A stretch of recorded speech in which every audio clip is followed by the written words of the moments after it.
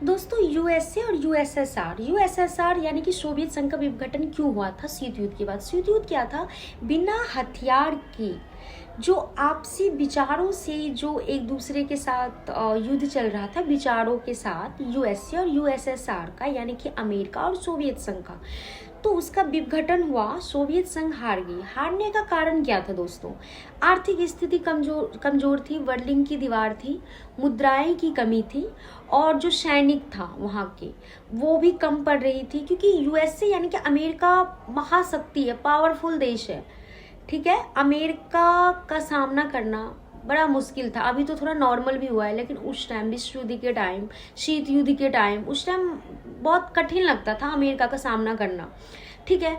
तो यूएसएसआर का विघटन यानी कि सोवियत संघ का जो विघटन हुआ, आर्थिक स्थिति कमजोर थी, आपसी मनमुटाव चल रही थी, मुद्रा का भी कहीं ना कहीं था कि मुद्रा नहीं है काम के लिए, ठीक है। बर्लिन की दीवारें भी थी, बहुत सारे ऐसे मैटर था जो बिल्कुल काम ही नहीं कर रहा था।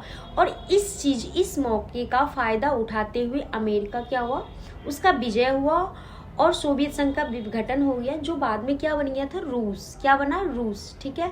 रूस यूएसएसआर था यानी कि सोवियत संघ था पहले, अब रूस बन गया है वो।